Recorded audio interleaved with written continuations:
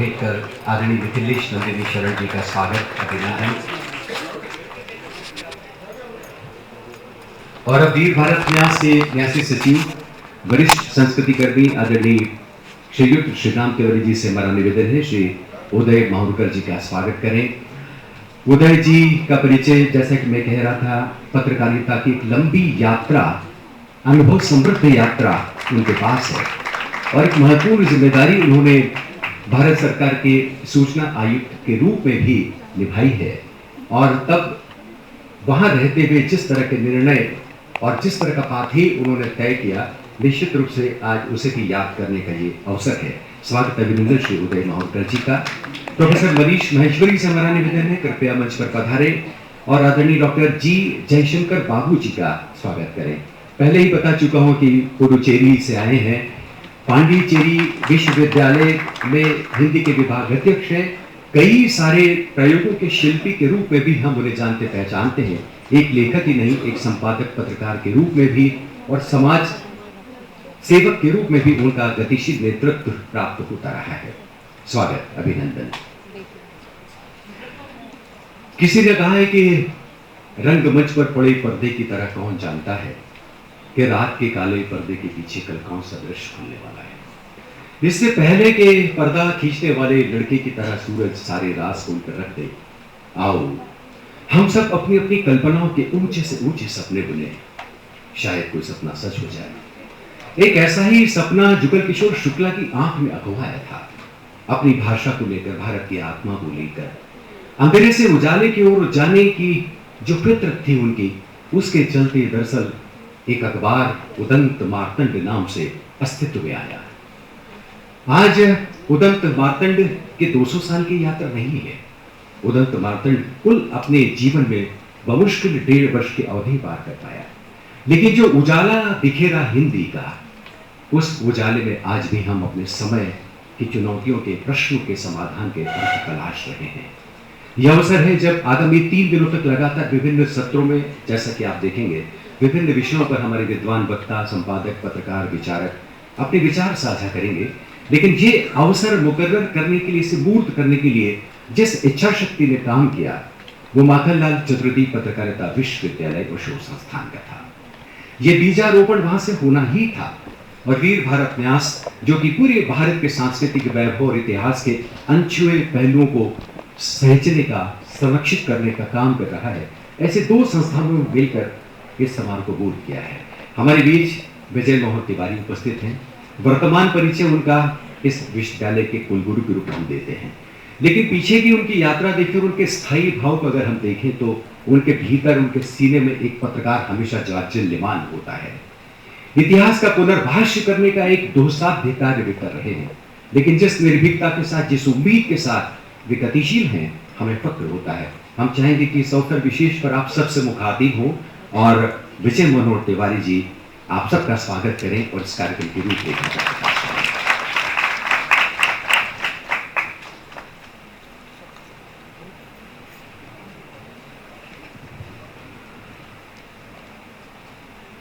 सभी को नमस्ते। 200 साल के इस ऐतिहासिक प्रसंग पर आज जो हमारे बीच में है, अयोध्या के आचार्य मिथिलेश नंदिनी शरण जी, मैं उनका हृदय से स्वागत करता हूं। और हमारे ही पत्रकार बिरादरी से, जिनका पूरे देश में नाम है, भारत सरकार के सूचना आयुक्त रहे हैं, आदरणीय उदय माहुरकर जी हमारे आग्रह पर यहाँ आए हैं, उनका मैं बहुत स्वागत करता हूँ। श्री जयशंकर बाबू पुडुचेरी से आए हैं और 5 महीने पहले जब ये विचार आया कि उदंत मार्तंड के 200 वर्ष का प्रसंग मई में आने वाला है, तो भारत का अग्रणी मीडिया विश्वविद्यालय होने के नाते हमारा क्या कर्तव्य बनता है, हमारा क्या धर्म है। तो पहला विचार ये हुआ कि कोलकाता में जाकर ही प्रणाम किया जाए उदंत मार्तंड की जन्मभूमि को। तो ये जो शीर्षक आया है, प्रणाम उदंत मार्तंड, ये वहां से आया। लेकिन चुनाव की पृष्ठभूमि थी, अप्रैल में ऐसा लग रहा था कि चुनाव हो सकते हैं, तो होली के बाद वो भी घोषित हो गए।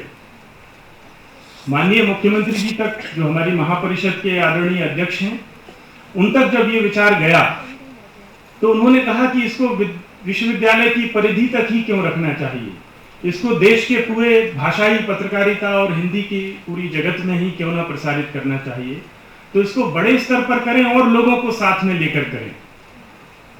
तो ये जब संकेत उनकी तरफ से हुआ तो फिर वीर भारत न्यास की तरफ कदम बढ़े और ये विचार इस तरह से जो आज आकार ले रहा है, तो इस सामूहिक प्रयास के अनुभव में ये आया है कि आप केवल विचार कीजिए, वो अपना आकार स्वयं ग्रहण करता है। तो वीर भारत न्यास की एक भूमिका इस पूरे आयोजन में बनी। दत्तोपंत ठेंगड़ी शोध संस्थान के पास अभी 2 बड़े उन्होंने राष्ट्रीय स्तर के शोधार्थी समागम किए हैं, बहुत बड़े आयोजन किए हैं, जिनमें 1-1 हजार प्रतिभागियों के रजिस्ट्रेशन पंजीयन हुए और वो बड़े सफल और चर्चित आयोजन रहे। तो उनका इसमें जुड़ना हुआ, उनका अनुभव यहाँ काम आया। तकनीक से आज मीडिया अलग नहीं हो सकता है, तो जो मध्य प्रदेश की तकनीक और प्रौद्योगिकी परिषद है मैपकास्ट, वो भी इसमें जुड़ी। इस तरह से ये एक सामूहिक प्रयास बना उदंत मार्तंड के निमित्त। उदंत मार्तंड के बहाने उसके जो पहले संस्थापक और संपादक रहे हैं युगल किशोर शुक्ल, वो भारतीय समाज की सामूहिक स्मृति हैं। वो किसी एक विश्वविद्यालय, किसी एक अकादमी, किसी एक विभाग, किसी एक सरकार या किसी एक संग्रहालय का एकाधिकार उन पर नहीं है, वो हमारी सबकी सामूहिक स्मृति में है। तो हम सबका एक सामूहिक स्मरण इसमें होना चाहिए। इस लिहाज से ये 3 दिन के कार्यक्रम की योजना बनी और ये आज आपके सामने शुरू होने जा रहा है। मित्रों, हमारे यहाँ हर कार्य, शुभ कार्य जो होता है, यज्ञ अनुष्ठान होते हैं, तो वो किसी आचार्य की उपस्थिति में सुनिश्चित करते हैं। ऐसी हमारी एक हजारों वर्षों की परंपरा है। तो ये विचार जब हुआ तो फिर आचार्य मिथिलेश नंदिनी शरण जी के पास हमारा ये निवेदन गया और उन्होंने बहुत प्रफुल्लित मन से इसके लिए न केवल आशीर्वाद दिए, बल्कि कल अयोध्या से वो कार से निकले, बीच रास्ते में उनका रिजर्वेशन ट्रेन में कंफर्म हुआ, तो उदय से वो ट्रेन में सवार हुए रास्ते और वो इस तरह से हमारे बीच में पहुंचे हैं। वो हनुमत निवास जो पीठ है अयोध्या की, उसके प्रमुख हैं, लेकिन रामानंदाचार्य की प्रखर परंपरा में संन्यास लेने के पहले वो हिंदी के बहुत अच्छे अध्येता रहे हैं, जिनके शोध कार्य का विषय इलाहाबाद विश्वविद्यालय में रहा है तुलसी साहित्य में कृषक जीवन। ये कार्य पूरा करने के बाद जब वो अवार्ड होना था पीएचडी, इसके पहले उनके जो चरण कमल हैं वो अयोध्या की तरफ, श्री राम की तरफ चले गए और वो कार्य वहीं छूट गया। तो इस तरह से वो एक नई भूमिका में हमारे सामने आए। मित्रों, पीएचडी पाकर वो जो कर सकते थे वो मार्ग ही उनका बदल गया, और जिस मार्ग पर वो आज हैं वो वह मार्ग है जहां हजारों वर्षों से ऋषियों ने इस भारत के राजवंशों की अनंत परंपराओं को आशीर्वाद दिए हैं, मार्गदर्शन दिया है, प्रेरणा के केंद्र रहे हैं, नैतिक मूल्यों पर अग्रसर किया है आम समाज को। तो इस ऐतिहासिक दिन भारत की ऋषि परंपरा के प्रतीक के रूप में आज वो हमारे बीच में है। मैं उनका बहुत स्वागत करता हूं। ये पूरे 3 दिन ये पूरा भारत भवन का परिसर है, ये पत्रकारिता की एक अद्भुत प्रयोगशाला बनने जा रहा है। इसमें 60 से अधिक भारत भर से आए हुए बहुत मेधावी प्रसिद्ध संपादक, लेखक, पत्रकार, एंकर, अध्येता और कार्टूनिस्ट शामिल होने वाले हैं तीनों दिन। हम उन्हें वॉइस में, विजुअल्स में और वर्ड्स में संचित करेंगे, अंकित करेंगे अपनी स्मृतियों में। हम तीनों माध्यमों में उनको आवाजों में, उनके स्वर में, शब्द में और साक्षात दृश्य रूप में, हमारे तीनों माध्यमों के जो विभाग हैं वो उनको रिकॉर्ड करेंगे। और ये दिन 3, इनका एक एक क्षण इसको हम रिकॉर्ड करने जाएंगे, क्योंकि इसका दस्तावेजीकरण आगे करने वाले हैं। ये 50 विद्यार्थियों का एक संपादकीय कक्ष यहाँ बना है, जो तीनों दिन यहाँ काम करेंगे और तीनों दिन एक 8 पेज का अखबार भी निकालेंगे, जो उनके एक नियमित अभ्यास का हिस्सा है। 200 वर्षों के इस प्रसंग पर मैं अपने विद्यार्थियों के प्रति गहरा सम्मान प्रकट करना चाहता हूं। तो 2 अखबार बहुत अच्छे बनाए हैं। पहला, जनसंचार विभाग के बच्चों ने पहल का जो उनका नियमित प्रकाशन है उसका एक विशेषांक ईरान और इजराइल के युद्ध पर तैयार किया है। 1 महीने इस पर काम किया है। मीडिया की दहलीज पर इस विश्वविद्यालय में आकर खड़े विद्यार्थी इस अशांति और तनाव से भरी हुई दुनिया को किस नजर से देखते हैं, ये आप उस 8 पेज के अखबार में देखेंगे। खास तौर से उसका कवर ये जरूर आप देखिएगा। ये उन्होंने 1 महीने के प्रयास से एक वैश्विक विषय उन्होंने लिया और उस पर बड़ी मेहनत से उसमें सामग्री जुटाई और बहुत सुंदर डिजाइन तक उसको ले गए। उसका लोकार्पण अभी हम करने वाले हैं। दूसरा, देश भर से लगभग 20 राज्यों के दूर दराज छोटे शहरों और कस्बों से आए हुए विद्यार्थी यहाँ हैं। उनके सम्मान में एक अखबार, एक विशेष अखबार उदंत मार्तंड, प्रणाम उदंत मार्तंड के शीर्षक से ही वीसी ऑफिस का जो एडिटोरियल एक टीम बनी है उन्होंने तैयार किया है 8 पेज का। तो इस एक वर्ष में जो बहुत प्रतिभाशाली, अनुशासित और अच्छा प्रदर्शन करने वाले विद्यार्थी रहे हैं, हमने उनको एक सम्मान देने की कोशिश की है। ये उन विद्यार्थियों के लिए एक बड़ा संग्रहणीय अंक है, हमारी टीम ने तैयार किया है। ये दोनों अखबार आपके सामने आने वाले हैं। जिन 2 बहुत महत्वपूर्ण पुस्तकों का विमोचन अभी यहाँ होने जा रहा है, उसमें एक कार्टून कथा है। कार्टून कथा के शीर्षक से कॉफी टेबल बुक है। 5 दिसंबर को जो देश भर के 12 कार्टूनिस्ट यहाँ आए थे और जो एक शो हुआ था, दिन भर का एक आयोजन था, वो एक बीज की तरह था और इस पुस्तक में वो एक पौधे की तरह सामने आया है। वो एक बहुत संग्रहणीय और पठनीय पुस्तक तैयार हुई है और इस अवसर पर उनमें से 9 देश के प्रसिद्ध कार्टूनिस्ट हमारे सामने बैठे हुए हैं। मैं आप सबका स्वागत करता हूं।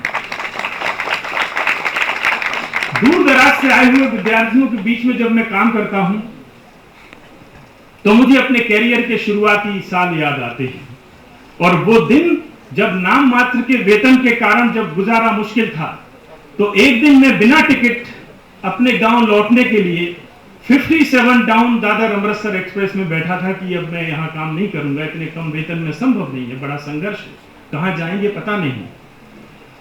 तो हर तरफ और हर समय अनिश्चितताओं से भरी हुई मीडिया की दुनिया में जो अपने कदम बढ़ा रहे हैं बच्चे, मैं उनका बहुत दिल से सम्मान करता हूं, स्वागत करता हूं। कुछ घंटों के कश्मकश के बाद उस रात घर लौटकर मैंने तय किया कि इस तरह से लौटना तो एक बड़ी पराजय होगी, ऐसा मुझे नहीं सोचना चाहिए, किसी नकारात्मक विचार में नहीं जाना चाहिए। तो अगले दिन मैं टिकट लेकर 58 अप अमृतसर दादर एक्सप्रेस में बैठकर वापस भोपाल आया। उसके बाद मेरे मन में लौटने का विचार कभी नहीं आया। कहने का आशय यह है कि हम में से हरेक के जीवन की कहानी में कुछ ना कुछ ऐसा है जो हम में से हरेक के लिए अनुकरणीय है, प्रेरणा का बिंदु है। तो ये जो दूसरी पुस्तक माखन के लाल, ये ऐसे ही प्रेरक अनुभवों पर आधारित है। इन 36 वर्षों की विश्वविद्यालय की यात्रा में जो चमकते सितारे निकले हैं और जिन्होंने अपने संघर्ष और अपनी प्रतीक्षा से जो समाज में अपनी जगह बनाई है, ये उनकी फर्स्ट पर्सन कहानियां हैं, उन्होंने खुद लिखी है। तो ऐसी 55 कहानियों का अद्भुत संग्रह ये भी विद्यार्थियों की एक संपादकीय टीम ने तैयार किया है। 200 पेज की एक बहुत ही अच्छी किताब बनी है, माखन के लाल। तो इसका भी अभी हम लोकार्पण करने जा रहे हैं। दूसरी बात जो मुझे कहनी है, ये जो अखबार बच्चों ने बनाए हैं, चूंकि वो मेरे ही विद्यार्थियों ने बनाए हैं, तो मैं अंक देने में कंजूसी नहीं करूंगा, उनको 10 में से 10 नंबर दूंगा। लेकिन मैं आप सबसे ये कहूंगा कि उसका जो समीक्षा है वो बड़ी कड़क करें और जो गलतियां हैं वो बताएं। गलतियों से डरना नहीं है, गलतियों से बचना भी नहीं है, गलतियां होने देना है, लेकिन एक गलती दूसरे दिन नहीं करना, एक गलती का दोहराव नहीं करना है। नहीं गलती करो, हम मनुष्य हैं, देवता नहीं हैं। गलतियां हमसे होंगी ही, होनी ही चाहिए, ताकि हम ये बता सकें कि हम मनुष्य हैं। लेकिन उनसे सावधान रहें, दोबारा दोहराएं नहीं, और जो अच्छा करनी है वो हमें करना है।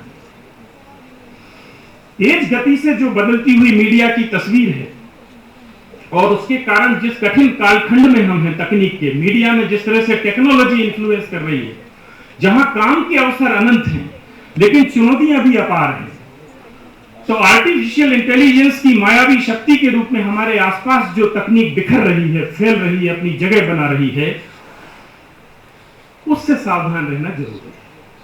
कोई स्वर्ण मृग बनकर, कोई सोने का मृग बनकर आपको दिखाई देगा और आप उसके छल में पड़ेंगे, तो तत्काल दूसरी कोई शक्ति आपको अपना वेश बदल कर आएगी और लक्ष्मण रेखा के बाहर खींचेगी। आपको दिखाई पड़ेगा कि आप छल में पड़ गए हैं। तो 14 साल के विकट संघर्ष की कहानी पीढ़ियों से हमारे लोगों ने सुनी है, हमारे वंशजों ने सुनी है कि अगर आप किसी ऐसी मायावी शक्ति के छल में पड़े तो 14 वर्ष का संघर्ष कहां ले जाएगा आपको। मित्रों, ये बात बहुत ध्यान देने जैसी है कि हम त्रेता युग में नहीं है, तो वो कहानी आपको किसी अवतार के पास ले जाकर सुखांत में नहीं छोड़ेगी। हम कलयुग में हैं और पूरी संभावना है कि ये 14 वर्ष आपके कोर्ट कचहरी और मानहानियों में बीतेंगे। इसलिए आर्टिफिशियल इंटेलिजेंस और डीप फेक की मायावी शक्ति से सावधान रहने की हमको निरंतर जरूरत है आज के मीडिया के परिदृश्य को देखते हुए। तो उस तरफ विश्वविद्यालय ने कुछ कदम बढ़ाए हैं और हम आगे निरंतर इस पे काम करने वाले हैं। ये 3 दिन बहुत यादगार रहने वाले हैं। मैं बहुत एकांत प्रिय व्यक्ति हूं और ऐसे जलसों में आमतौर पर असहज होता हूं। इस सभा में 2 लोग ऐसे हैं जिनसे मैं हमेशा प्रेरणा लेता रहा हूं। मंच पर बैठे हुए हैं डॉक्टर मुकेश कुमार मिश्रा, दत्तोपंत ठेंगड़ी शोध संस्थान के निदेशक हैं। बड़े बड़े आयोजनों में जिसमें हजारों लोगों की शिरकत होती है, पीर बावर्ची भिष्टी के भूमिकाओं में रहते हुए भी मंच पर कोई अचानक काम आ जाए तो वो ऐसे आएंगे जैसे बड़ी तैयारी करके आए हैं, बड़े सहज कूल। और दूसरे मेरे मित्र यहाँ बैठे हुए हैं, आदरणीय प्रवीण शर्मा जी इंदौर से आए हैं। 11 वर्षों से इंदौर लिटरेचर फेस्टिवल को उन्होंने जयपुर लिटरेचर फेस्टिवल के लगभग बराबर प्रदेश में खड़ा किया है। वो और मैं, हम दोनों ने एक ही दिन नई दुनिया में ज्वाइनिंग की थी सिटी रिपोर्टर के रूप में। आज मौके पर वो इस अवसर पर आए हैं, मैं उनका बहुत स्वागत करता हूँ।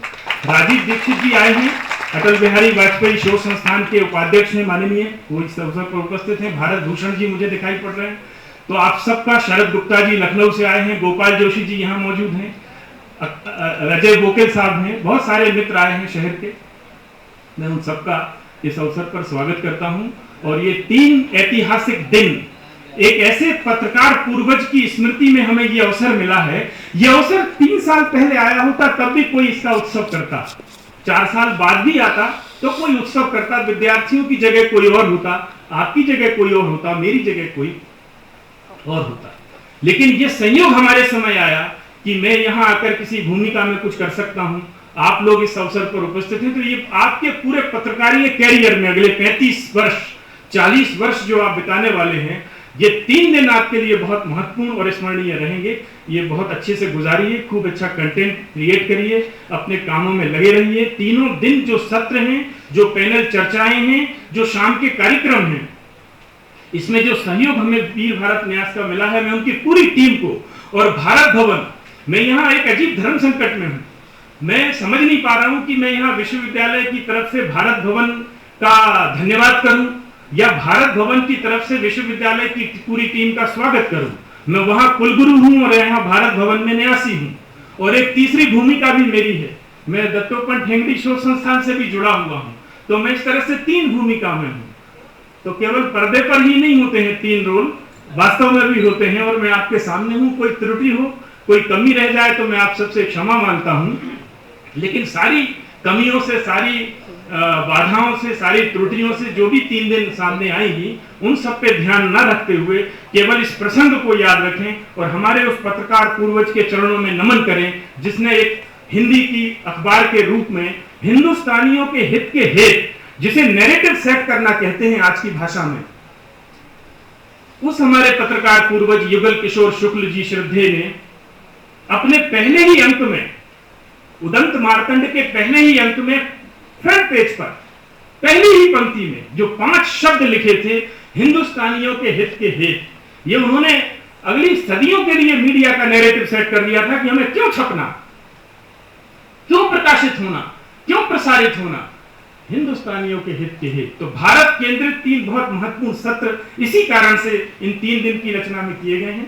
पहले दिन आज दोपहर बाद 3:30 बजे आचार्य मिथिलेश नंदिनी शरण का बड़ा प्रसिद्ध उत्तिष्ठ भारत संवाद सत्र है, जो कई विश्वविद्यालयों में देश के लोकप्रिय हुआ है। तो ये सेवाग्य संस्थानम जो बनारस का है, उनका ये उनकी पहल है और वो इस संवाद सत्र को यहाँ लेकर आए हैं। मैं उनका स्वागत करता हूँ। दूसरे दिन माननीय हरिवंश जी आने वाले हैं, नए भारत के निर्माण पर है वो। और तीसरे दिन डॉक्टर चंद्र प्रकाश द्विवेदी रहेंगे भारत स्वाभिमान पर। ये तीनों सत्र के अलावा आसपास जितना भी होने वाला है अगले 3 दिनों तक, ये हम सबके जीवन में कुछ प्रेरणा का बिंदु बन सके, इस शुभकामना के साथ मैं अपनी बात को समाप्त करता हूं। बहुत बहुत धन्यवाद।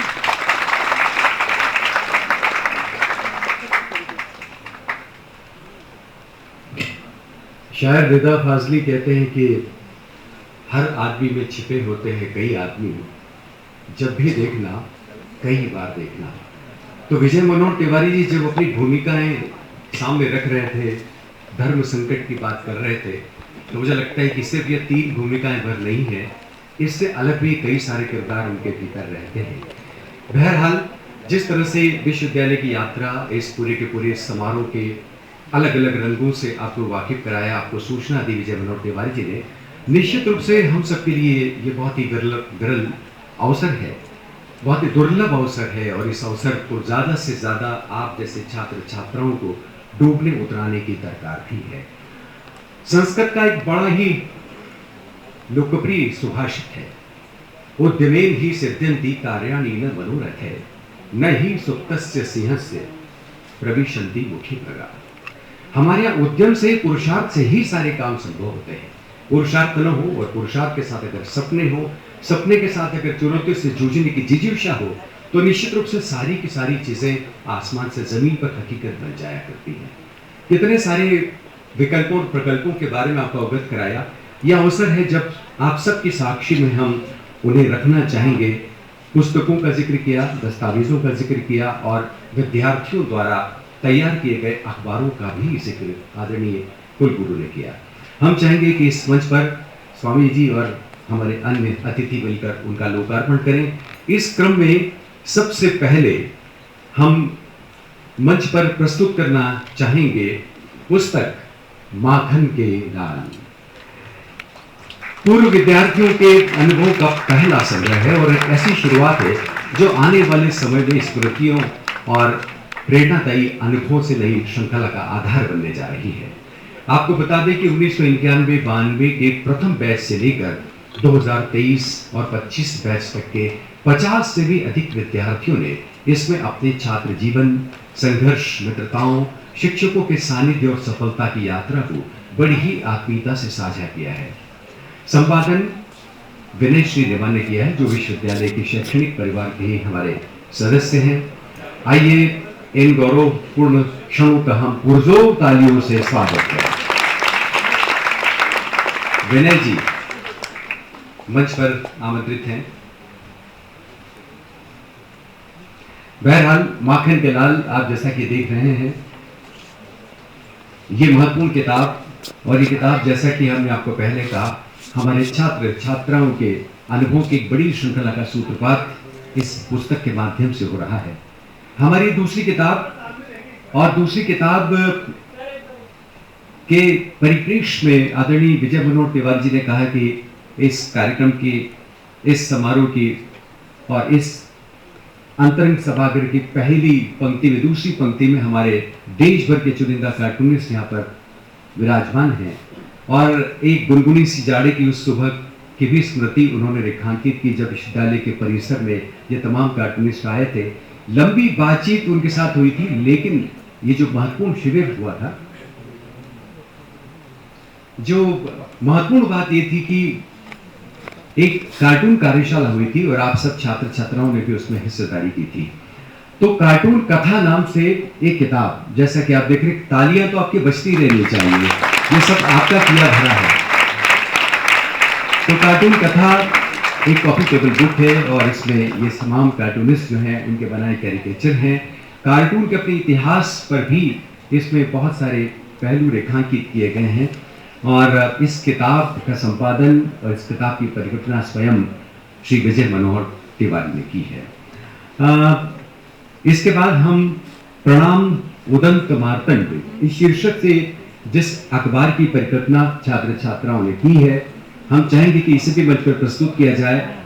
वर्तमान में शिक्षा प्राप्त कर रहे पत्रकारिता के विभिन्न संकायों के विद्यार्थियों ने मिलकर इस अखबार को साकार किया है। विश्वविद्यालय का आकाश मेधावी विद्यार्थियों के जगमगाते नक्षत्रों से भरा हुआ है और जो भारत की मीडिया के भविष्य है। 2047 के शक्तिशाली भारत में एक एक ईंट उनकी भी लगेगी, हम उम्मीद करते हैं। इस बहुरंगी कैनवास पर इन भावी पत्रकारों की उपलब्धियों का लेखा जोखा है। रफ्ता रफ्ता मेरी जानिब मंजिल बढ़ती आती है, चुपके चुपके मेरे लिए जब आप दुआएं करते हैं। तो ये तमाम दुआओं का ही असर है कि ये मेधावी छात्र ऐसी उपलब्धियों से मंडित किरदार के रूप में, चरित्र के रूप में सामने आ रहे हैं। दूसरा हमारा पत्र है अभ्युदय। अभ्युदय जो नए सत्र का आरंभ हुआ था, दीक्षारंभ हुआ था, तब अभ्युदय नाम से विश्वविद्यालय परिसर में एक बड़ा समारोह आयोजित किया गया था। शब्द संस्कृति का उत्सव था और आप सब छात्र छात्राओं को और कई सारे चश्मदीदों को याद होगा कि डॉक्टर कुमार विश्वास जो कविता के और हमारी बातचीत परंपरा के मंच के सिद्ध हस्ताक्षर हैं, उन्होंने विशेष रूप से अभ्युदय के उस उद्घाटन समारोह में आप सबको संबोधित किया था। अभ्युदय के दौरान हुए तमाम सत्रों का लेखा जोखा इस पत्रिका में है। एक और महत्वपूर्ण पहल, नाम ही उसका पहल है, हम चाहेंगे भी वो भी मंच पर प्रस्तुत की जाए। जनसंचार विभाग के विद्यार्थियों का एक प्रायोगिक पत्र है और ये पत्र ईरान, इजराइल और अमेरिका युद्ध की भीषण त्रासदी और बर्बादी पर बेबाक वैचारिक हस्तक्षेप है। अखबार के पहले पन्ने पर जो लिखा है वो है, ये धरती हमने नहीं बनाई, इसे मिटाने का हक भी हमारा नहीं है। ये छात्र आगे कहते हैं, हम विद्यार्थी धरती के कोने कोने से आ रही लहूलुहान सुर्खियां देख रहे हैं। 3,47,000 करोड़ रुपए अब तक युद्ध की भेंट चढ़ चुके हैं। ये जो हमारे सामने आसन्न संकट है, जो विभीषिका है, जो त्रासदी है, इस त्रासदी को भी हमारे इन छात्र छात्राओं ने इस पहल में रेखांकित किया है। बहुत बहुत धन्यवाद, बहुत बहुत स्वागत और आप सब छात्र छात्राओं को विशेष रूप से बधाई। विजय मनोहर तिवारी जी सभागार में बैठे हुए कई सारे हमारे गणमान्य जनों का उल्लेख कर रहे थे। एक और उल्लेखनीय उपस्थिति इस बीच हुई है। हाल ही में पद्मश्री से सम्मानित मध्य प्रदेश के प्रख्यात पुरातत्ववेत्ता श्री नारायण व्यास हमारे बीच पधार चुके हैं। हम उनकी उपस्थिति का स्वागत करते हैं। करतल ध्वनि से पद्मश्री मनीषी का हम स्वागत करें।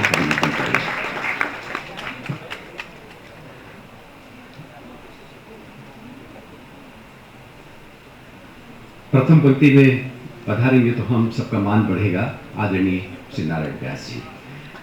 तो साथियों, अब ये जो कार्टूनिस्ट हमारे विराजमान हैं, इन्हें मैं क्रमशः मंच पर पुकारने जा रहा हूं। आपकी अपार करतल ध्वनि के बीच इनकी आमद मंच पर होगी और माननीय स्वामी जी ऋषितुल्य जिनकी उपस्थिति हमारे बीच में हो रही है, हम चाहेंगे कि अपने हाथ से एक एक प्रति कार्टून कथा की वो उन्हें भेंट करें। और इस क्रम में आइए हम आवाज देते हैं श्री सुभानी शेख जी से निवेदन है मंच पर आए और हाथ में कुछ लेकर आ रहे हैं। तो आपको बता दें कि जब ये हमारे इस कार्टून शिविर में आए थे, कार्टून शो में आए थे, तब अपनी आंख से उन्होंने विश्वविद्यालय को जो देखा उसका कैरिकेचर साथ में लेके आए। तो दोनों जी को वो प्रदान कर रहे हैं। दक्कन क्रॉनिकल हैदराबाद के कार्टूनिस्ट हैं।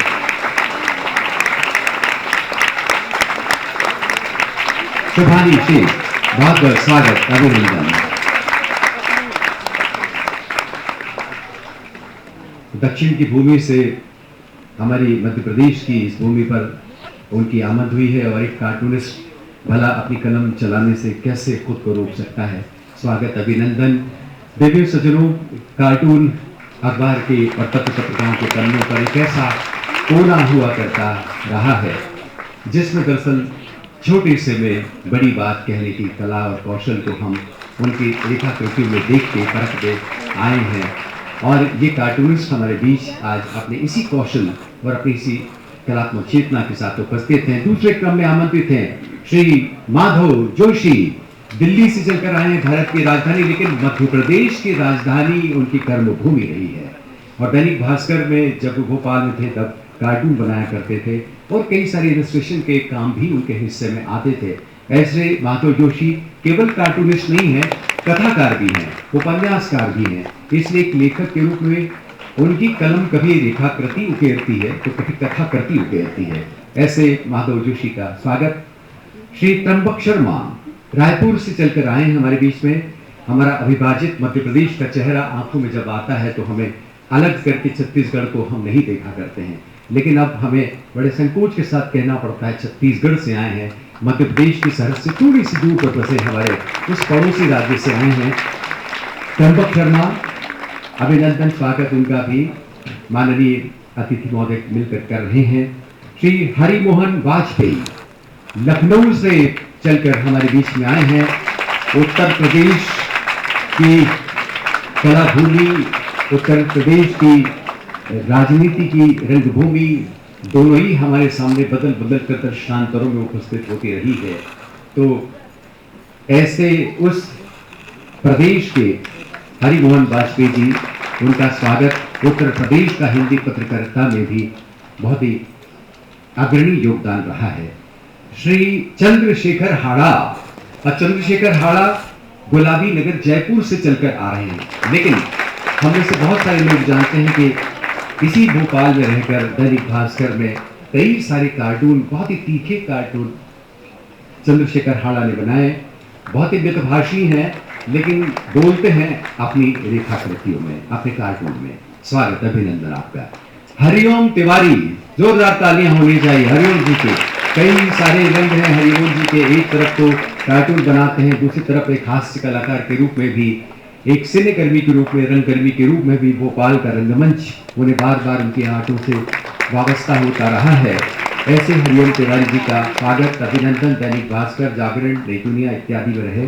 श्री अभिषेक तिवारी जयपुर से आए हैं। अभिषेक तिवारी जी का हम मिलकर स्वागत करें। देवी सचिनों, अभिषेक जी की एक लंबी यात्रा अपनी पत्रकारिता की रही है।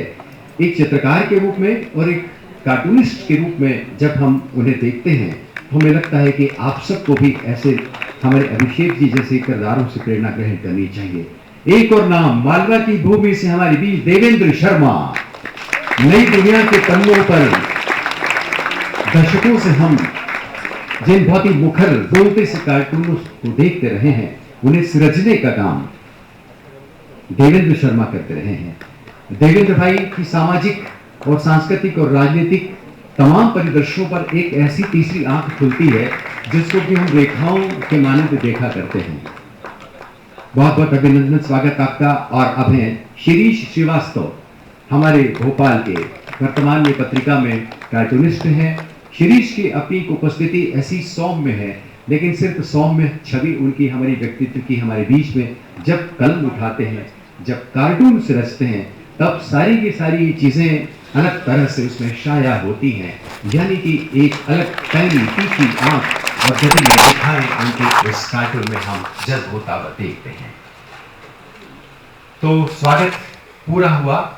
और जैसा कि आपने देखा कि इस 200 साल की हमारी यात्रा के विभिन्न पड़ावों को जब हम याद करते हैं, सारी विधाएं और भी हमारे आगामी सत्रों में इस तरह की जो भी हमारी उपलब्धियां हैं, जिस तरह के भी विभिन्न प्रकाशन आकार ले सके हैं, वे अलग अलग सत्रों में भी लोकार्पित होंगे। दिव्य सज्जनों, हमारे बीच में 3 अतिथि उपस्थिति हम देख रहे हैं। एक तरफ उदय माहुरकर जी हैं, डॉक्टर सी जयशंकर बाबू जी हैं, और स्वामी ऋषि परंपरा का उद्घोष करने वाले मिथिलेश नंदिनी शरण जी हैं। कहां से क्रम शुरू करें, लेकिन आवाज तो सबसे पहले जब उदंत मार्तंड की बात आती है, जुगल किशोर शुक्ल की स्मृति जब कौंधती है, तो एक पत्रकार को ही सबसे पहले पुकारने का भी मन होता है। उनकी आवाज इस वक्त ठहर कर क्या सोच रही है, देख रही है, और किस तरह से अपनी हुंकार हम तक पहुंचाना चाहती है। ऐसी एक तृष्णगी सी और जिज्ञासा से भरकर, उत्साह से भरकर, प्रेरणा की कुछ आवाजों को लेकर हमारे बीच उपस्थित हैं श्री उदय माहुरकर जी। मैं जैसा कि आपको बता रहा था, उनके परिचय में कहने को बहुत सारा है, लेकिन एक वरिष्ठ पत्रकार के रूप में जिस तरह से एक अनुभव समृद्ध व्यक्तित्व उनका अपना रहा है, लेकिन दूसरी उनको जो भूमिका मिली थी पूर्व सूचना आयुक्त की, भारत सरकार की बड़ी जिम्मेदारी उनके पास थी। वहां रहकर पूरे देश को और इस सूचना तंत्र को उन्होंने कैसे देखा, क्या देखा, आज किस मुहाने पर हम खड़े हैं। हम चाहेंगे कि इस बेबाकी के साथ उदय माहुरकर जी हम सबके बीच उपस्थित हों। जोरदार तालियों से आइए ऐसी वरिष्ठ वरेण्य उपस्थिति का हम स्वागत करें।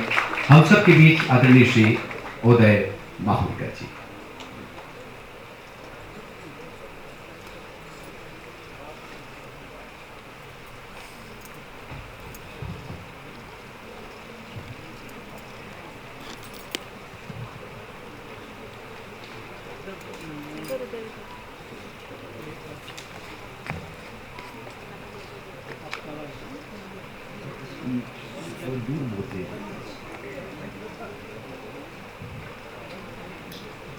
मंच पर उपस्थित आचार्य मिथिलेशानंद शरण जी, हनुमान निवास अयोध्या, मेरे दोस्त विजय मनोहर तिवारी जी, विश्वविद्यालय के vice chancellor, doctor Shri Jaishankar Babu ji, Shri Vinay Upadhyay ji, Shri Ram Tiwari ji और मेरे पुराने दोस्त डॉक्टर मुकेश कुमार मिश्रा जी। मैं ऐसा मानता हूं कि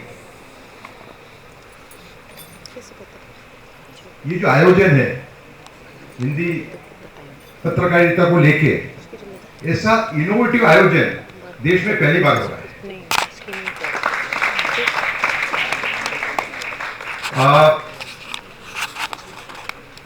मतलब ऐसा एक भी पहलू नहीं है पत्रकार जगत का जिसको विजय मनोहर तिवारी जी ने कवर नहीं किया है। बहुत बड़ी घटना है ये, हमें इससे प्रेरणा लेनी चाहिए। मेरा वक्तव्य शुरू करने के पहले मैं वंदन करूंगा जुगल किशोर शुक्ला जी को, उदंत मार्तंड के संस्थापक और माखन लाल चतुर्वेदी जी को। पहले हम जो इतिहास है उस पर थोड़ा गौर करेंगे कि जो स्थापना हुई उदंत मार्तंड की, वो एक छोटी मोटी घटना नहीं थी। उससे एक रिवॉल्यूशन स्टार्ट हुआ देश के अंदर और कई हिंदी और वर्नाक्युलर अखबार निकले। बनारस अखबार निकला, राजा शिव प्रसाद जी ने इसको 1845 के अंदर प्रकाशित किया था। फिर आए सुधाकर नाम का एक आया, तारा मोहन मित्रा जी ने इसको 1850 में प्रकाशित किया। तत्वबोधिनी आया 1850 के अंदर। फिर भारत तेंदु हरिश्चंद्र का एक युग आया जिसमें कवि वचन सुधा 1867 के अंदर प्रकाशित हुआ। फिर हरिश्चंद्र मैगजीन आई 1873 के अंदर। फिर हिंदुस्तान आया 1867 में और भारत मित्र आया 1870 के अंदर। उसके पहले पत्रकार की यात्राएं भारत की शुरू हो चुकी थी। 1780 के अंदर दो अखबार प्रकाशित हुए। दोनों ही फॉरेनर्स के द्वारा प्रकाशित किए गए थे। एक था हिकीज बंगाल गैजेट, जिसका एक पत्र हमने देखा बाहर, और दूसरा था इंडिया गैजेट। इंडिया गैजेट जो था वो प्रो ईस्ट इंडिया कंपनी था और हिकीज बंगाल गैजेट जो है वो एंटी ईस्ट इंडिया कंपनी था और हेस्टिंग्स की वॉरेन हेस्टिंग्स की खूब टीका करता था। ये जो पूरा यात्रा बढ़ी उसमें क्या हुआ, जैसी जागृति फैलती गई समाज के अंदर, इन्होंने ब्रिटिशरों के सामने भी लिखना शुरू किया। उसके बाद में ब्रिटिशरों को वर्नाक्युलर प्रेस एक्ट लाना पड़ा 1878 में। ये एक ड्रैकोनियन एक्ट था जिसने एक तरीके से कुचलने का प्रयत्न किया जो बढ़ते हुए कदम थे पत्रकारिता के हिंदी सहित। लेकिन ये यात्रा आगे बढ़ चुकी थी और बाद में तो इसका एक जो इसके प्रमाण मिले हमें, मराठा आया, लोकमान्य तिलक का, केसरी आया लोकमान्य तिलक का, फिर गांधी जी इसमें एंटर हुए, तो ये यात्रा आगे बढ़ती गई। लेकिन कुल मिला के हम देखें तो ये एक मिशनरी जर्नलिज्म था जो देश हित समाज हित की नजर से ही खबरें प्रकाशित करता था। उसके अंदर पूरा एक समाज में जो कुप्रथाएं थी, समाज में जो कुरिवाज थे, ब्रिटिशरों के द्वारा जो गलत पॉलिसियां लाई गई थी, जो शोषण हो रहा था, इन सभी चीजों को बड़े या छोटे प्रमाण में इन लोगों ने एक्सपोज करने का प्रयत्न किया, सोशल चेंज लाने का प्रयत्न किया। गांधी जी के आने के बाद में तो इसकी और भी ज्यादा प्रमुखता बढ़ी। गांधी जी ने नवजीवन, उनका हरिजन सेवक गुजराती में आता था, जो एक समाज सुधार का बहुत बड़ा मैं कहूँगा कि एक माध्यम था, वो भी हिंदी में प्रकाशित होता था। नवजीवन हिंदी में प्रकाशित होता था। वो जो यंग लीडर है उसके भी कुछ जो आर्टिकल आते थे वो हिंदी में प्रकाशित होते थे। तो कुल मिला के ये आज़ादी के पहले की जो यात्रा थी वो मिशन को लेके थी। एक मिशन था समाज सुधार लाने का, देश की आज़ादी का जो मूवमेंट है उसको सपोर्ट करने का। और ये यात्रा बहुत अच्छी तरह चली। मुझे याद है कि एक कोई पब्लिकेशन निकलता था बंबई से, उसके अंदर एक अश्लील चित्र छपा था। उस टाइम के स्टैंडर्ड के हिसाब से अश्लील था। तो गांधी जी ने यंग लीडर के अंदर उसमें एक लेख लिखा कि ऐसी अश्लीलता क्यों होनी चाहिए। तो एक तरीके से उस जमाने के अंदर भी अश्लीलता का मुद्दा उठाया था गांधी जी ने। बहुत बड़ी बात है ये। लेकिन आज जहां हम खड़े हैं, जो मेरा मेन मुद्दा है, आज हम कहां खड़े हैं? पहले आया मिशनरी जर्नलिज्म, बाद में आया प्रोफेशनल जर्नलिज्म, जिसके अंदर एड मिलने लगी, पगार मिलने लगी और एक काम ठीक ठाक चलता रहा कुल मिला के। लेकिन गए जो 25 साल हैं वो एक तरीके से हमारे देश के लिए एक चैलेंज है, क्योंकि पत्रकार जगत जो है वो दो भागों में बढ़ चुका है। एक है लेफ्ट और एक राइट। पत्रकार का मतलब ये होता है कि हम नैरेटिव वर्ड से ऊपर उठे और लोगों के सामने सच्चाई को प्रदर्शित करें। हम कोई आइडियोलॉजी के हम सपोर्टर हो सकते हैं, हम राइट के हो सकते हैं, लेफ्ट के हो सकते हैं, लेकिन हम सत्य को छुपा नहीं सकते।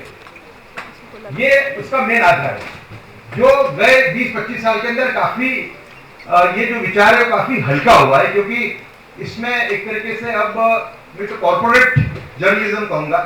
कॉर्पोरेट जर्नलिज्म भी अब एंटर हो चुका है। बड़े बड़े जो उद्योगपति हैं वो चैनल को खरीद रहे हैं, है ना। कोई ऐसा नहीं है कि समाज सुधार का काम रुक गया है, लेकिन जहां पॉलिटिकल की बात आती है वो जो इस टाइप के जो पब्लिकेशंस हैं वो पॉलिटिकल चीज को ख्याल रख के ही रिपोर्टिंग करते हैं। मैं ऐसा मानता हूं कि मेरी एक नई पुस्तक आई है, my idea of nation first, मेरी राष्ट्र प्रथम की कल्पना,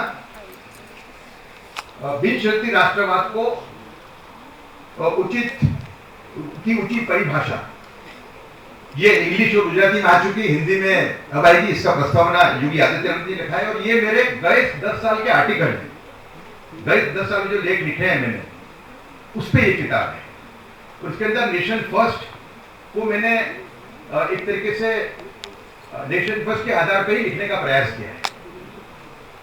अब आप देखिए कि बंगाल का चुनाव ले लीजिए। अब बंगाल के चुनाव में जो रिपोर्टिंग हो रहा है वो एक तो रिपोर्टिंग ये हो रहा है कि ममता बनर्जी के साथ बहुत धोखा हुआ।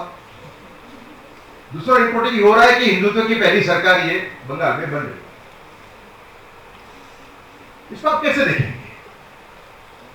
मैं मानता हूं हमें इसे नेशन फर्स्ट की नजर से देखना चाहिए। हमें इसके अंदर जो अत्याचार हुए हैं उनको उजागर भी करना चाहिए। अगर 4 अच्छे लोग हैं अगर सामने वाली साइड में, तो उनको भी हमें उनका भी ख्याल रखना चाहिए। देखिए मैं तो वीर सावरकर को फॉलो करता हूं, लेकिन ऐसे पत्रकार मैं कभी सत्य से दूर नहीं गया। मेरा प्रयत्न यह रहा कि मैं सत्य को साथ में रख के ही रिपोर्टिंग करूं। जुलूस के ऊपर जो अटैक होता है, जिसको हम पेपर में आता है कि जिहादियों ने पत्थर मारे हिंदू जुलूस के ऊपर, उसकी सही उसके अगर रूट पे जाओगे तो क्या होता है। मैंने अहमदाबाद कर्नावती के राइट्स कवर किए हैं, मैंने बड़ौदा के किए हैं, सूरत के किए हैं। मैं छोटी उम्र से राइट्स कवर कर रहा हूं। इसका स्टार्ट कैसे होता है? 90% केस में जो जुलूस वाले होते हैं वो पहले गाली गलौज करते हैं, और फिर मुसलमान पत्थर मारते हैं। पेपर में क्या आता है कि जिहाद ने पत्थर मारा किया। समझा? रिपोर्टिंग क्या होना चाहिए? रिपोर्टिंग पूरा होना चाहिए कि भाई जुलूस वाले जो निकले थे उन्होंने गाली गलौज की और बाद में पत्थर मारा हुआ। कहीं अनप्रोव्ड भी होगा तो उसको भी हाईलाइट करना चाहिए। कहने का मतलब कि कोई भी चीज ब्लैक एंड व्हाइट में नहीं होती, ग्रे में होती है। हमें उसको ब्लैक एंड व्हाइट में प्रदर्शित करने का हमें प्रयास करना चाहिए। वर्तमान में एक बहुत बड़ी लड़ाई में लड़ रहा हूं अश्लीलता के सामने। मेरा जो एनजीओ है सेव कल्चर से भारत फाउंडेशन, जो करीबन 3.25 साल से कार्यरत है, उसे सिद्ध कर दिया है कि जो भी बलात्कार हो रहे हैं स्लम्स के अंदर और जगह में, दिनों ने बलात्कार की खबरें रोज आती हैं, ये सभी बलात्कार जो हो रहे हैं वो कंटेंट को देख के हो रहे हैं, पोर्नोग्राफी को देख के हो रहे हैं। मैं 3 साल से चला रहा हूं ये अभियान। मुझे मेन स्ट्रीम मीडिया का कहीं सपोर्ट नहीं है, क्योंकि उनको एड मिलती है, बॉलीवुड के लोग भी इसमें इन्वॉल्व है, उनको एड मिलती है। तो इतना बड़ा मुद्दा, मैं तो ये कहूंगा कि ये भारत का सबसे बड़ा मुद्दा है। अगर हम ये कहते हैं कि हम महान देश बनेंगे 2047 तक, या हम एक विकसित भारत बनेंगे, तो विकसित भारत के अंदर जो सबसे बड़ा रोड़ा है वो ये है, गए 10 महीनों में आपके कान फट जाएंगे। करीबन 15 से 20 केसेस हैं ऑफिशियल, जहां भाई ने बेटे बलात्कार किया हो पोर्नोग्राफी देखने के बाद। कम से कम 10 से 15 केस ऐसे हैं जब आपने बेटी पे किया, और एक केस है राजस्थान का जिसमें बेटे ने शराब पी के पोर्नोग्राफी देख के अपनी मां पे बलात्कार किया। अभी कृष्णा डिस्ट्रिक्ट की फिगर आई है, विजयवाड़ा जिसका हेडक्वार्टर है, वहां 220 बलात्कार के केस हुए 1 साल में। उसमें से 80% बलात्कारी जो थे वो 18 साल के नीचे के लड़के थे, और सभी पोर्नोग्राफी देख के कर रहे थे। झुग्गी झोपड़ियों में परिस्थिति बहुत ही खराब है। इतना बड़ा मुद्दा है ये, उसमें मिनिमम सपोर्ट है। कभी पेपर में कोई बड़ा सरकार ने कोई कदम ले लिया तो आ जाता है रिपोर्टिंग के रूप में, लेकिन कोई ने आज तक ये स्टोरी नहीं की। जैसे कि एकता कपूर है, एकता कपूर को पद्मश्री सम्मानित किया गया। एकता कपूर क्या परोसती है? एकता कपूर इतना घिनौना परिस्थिति की इसका अंदाजा आप नहीं लगा सकते। मेरी कंप्लेंट पे उनका एक बैन हुआ लास्ट ईयर। वो फिल्म क्या थी?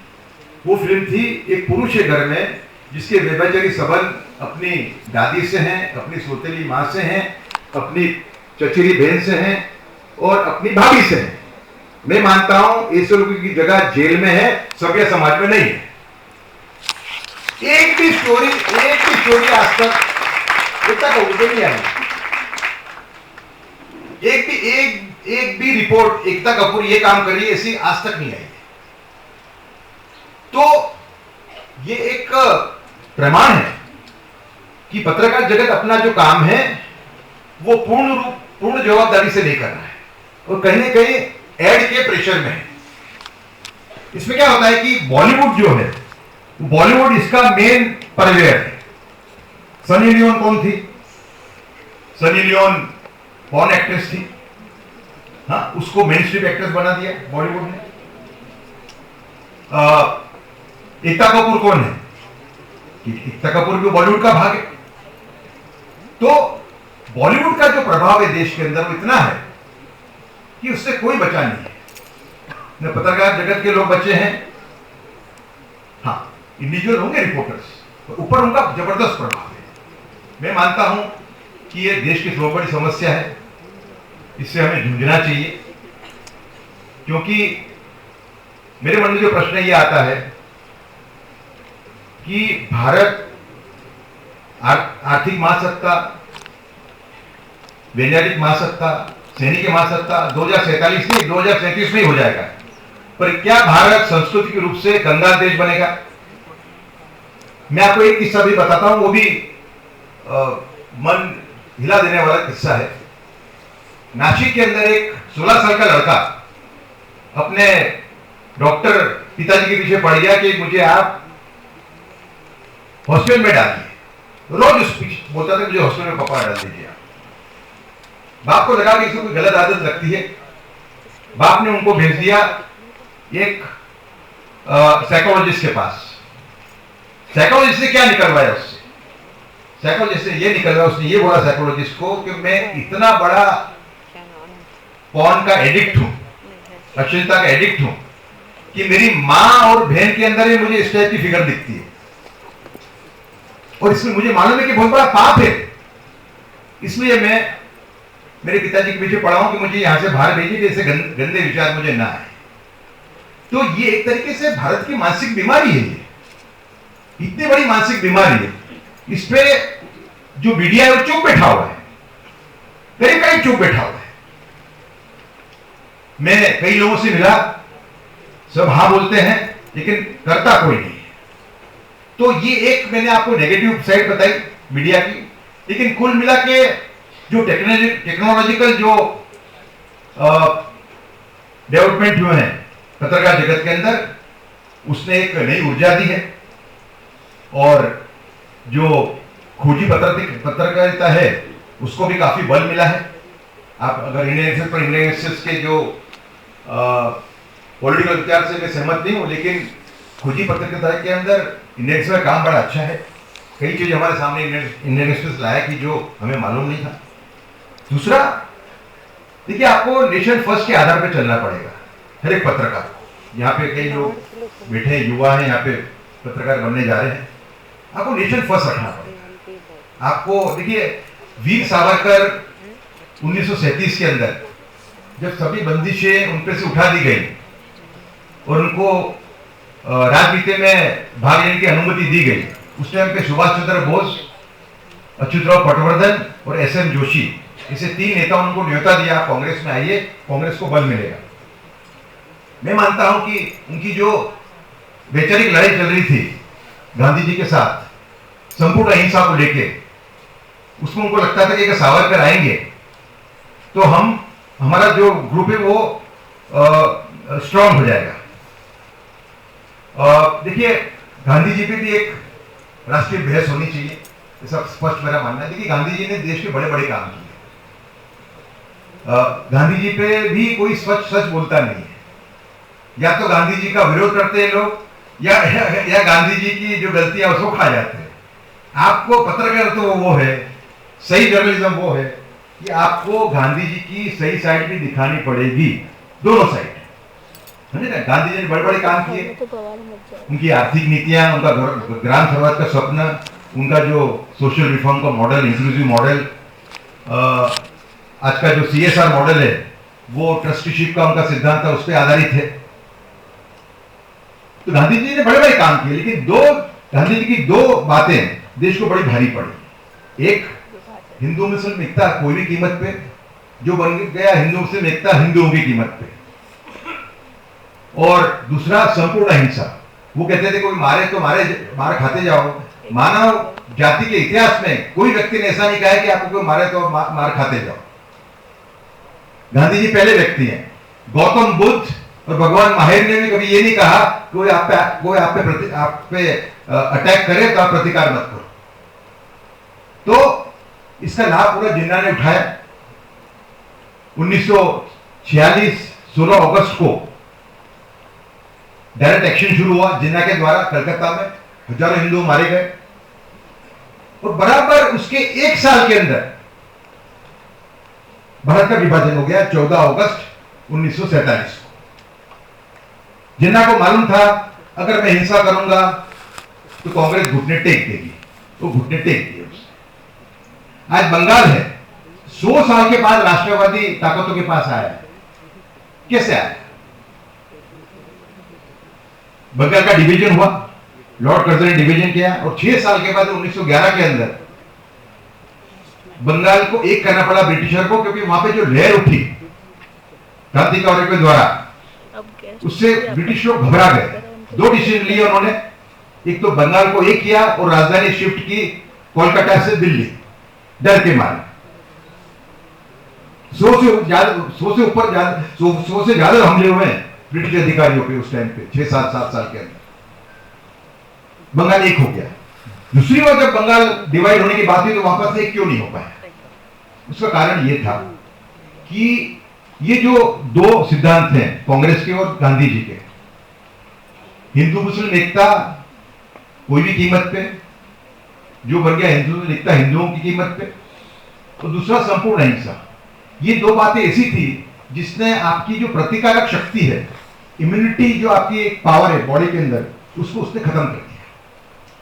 तो हमारे जो लोग सही पत्रकारिता में मानते हैं, जो सच्चाई से रिपोर्टिंग करना चाहते हैं, मैं मानता हूं कि उनकी जवाबदारी बनती है कि इस बात को भी प्रकाशित करें। देश के महान महापुरुषों में वो गलती नहीं करते, ऐसा नहीं हो सकता। देश सब में महान है, उसके बाद में व्यक्ति आता है। वीर सावरकर मेरे आदर्श पुरुष है। तो वीर सावरकर ने एक बार गौ के बारे में ये कहा था कि गाय तो एक प्राणी है, इसको एक धार्मिक एंगल से क्यों देखना चाहिए। सावरकर की गलती थी वो। तो रमन हमारी पुस्तक, जो मेरी पुस्तक है, मेरे और मेरे सहलेखक रवि पंडित की, वीर सावरकर जो भारत का विभाजन रोक सकते थे, उसके अंदर हमने इस बात पे हमने सावरकर जी की टीका की है। तो ये जो पूरा जो वातावरण घर में क्योंकि महानायक बन गया, वो गलती नहीं कर सकता, ये नहीं हो सकता। कोई भी व्यक्ति देश से बड़ा नहीं है। और यही पुस्तक के द्वारा इसमें मैंने बड़े बड़े काम किए मैंने इस पुस्तक के अंदर। आपको ये मैं तो कहूंगा, अनुरोध करूं कि आप पुस्तक पढ़ें। आप हिंदी में भी आ रही है, एक आध वीक के अंदर ये डेट इसकी तय हो जाएगी। या तो इसको अमित भाई या तो योगी जी इसको रिलीज करेंगे। ये पुस्तक जो है वो कई ऐसी चीजें देश के सामने लाती है मेरे लेखों के द्वारा कि जो कभी देश ने, जिसके बारे में देश बेखबर था। जैसे कि अबुल कलाम आजाद है। अबुल कलाम आजाद जो है, जो आप प्रो मुस्लिम पॉलिटी देश में देख रहे हो आज, उसके मूल जो है वो है अबुल कलाम आजाद। ये पुस्तक के अंदर मेरा जो पुस्तक के अंदर जो शीर्षक है इस चैप्टर का, वो है अबुल कलाम आजाद और देवबंद स्कूल पाकिस्तान की नजरों से। इसको आपको पढ़ना चाहिए। फिर एक किताब है तक़वियतुल ईमान, एक किताब है तक़वियतुल ईमान, जो पढ़ाई जाती है सभी वहाबी मदरसाओं में। ये हिंदू रीति रिवाजों का पूरी तरह से खंडन करती है। इसके बारे में कोई नहीं जानता था। इसका पहला लेख मैंने लिखा 2015 में, और ये लेख भी इस पुस्तक के अंदर है। अकबर को हमें कैसे देखना चाहिए। आज एक प्रथा बनी कि हम बादशाह अकबर को हम एक नेगेटिव रूप में देखते हैं। हम ये करीबन ये कह देते हैं कि अकबर और औरंगजेब एक ही थे। गलत बात है। 300 साल जो अत्याचार हुए हिंदुओं पे, उसके बाद में अकबर पहले व्यक्ति था जिसने वो अत्याचार बंद किए। जजिया से विड्रॉ किया, मंदिर तोड़ने पे रोक लगाई। पहले कट्टरवादी था वो, लेकिन एक बार जब उसका परिवर्तन हो गया, वो थ्रू आउट वो सहिष्णु रहा मरने तक, 1605 तक। तो देखिए दोस्तों, अगर महान भारत की हमें रचना करनी है तो हमें बहुत पाठ लेना पड़ेगा इतिहास में से। और इतिहास में से हम बहुत पाठ गलत लेते हैं। तो हम जिस टाइप का भारत चाहते हैं, जिसकी कल्पना विवेकानंद, श्री अरविंदो, मेरे गुरु स्वामी परमानंद जी ने की थी, वो भारत नहीं बन पाया। तो हमें सत्य के आधार पर चलना है। पहले मन में ये एक तरीके से इंप्रिंट कर देना माइंड के ऊपर कि देश सुप्रीम है, कोई व्यक्ति सुप्रीम नहीं है। कोई आदमी 10 काम अच्छे कर रहा है, आप लिखो। अगर 2 काम गलत कर रहा है, वो भी आपको लिखना चाहिए। गए 11 साल जो रहे, ये एक तरीके से नेशनल रीअवेकनिंग के साल हैं, जिसमें भारत ने अनेक गुना प्रगति की है। कोई क्षेत्र ऐसा नहीं जहां भारत ने 2 गुना या अनेक गुना प्रगति न की हो। लेकिन हम ये माने कि कोई गलती नहीं हुई है, ऐसा नहीं हो सकता।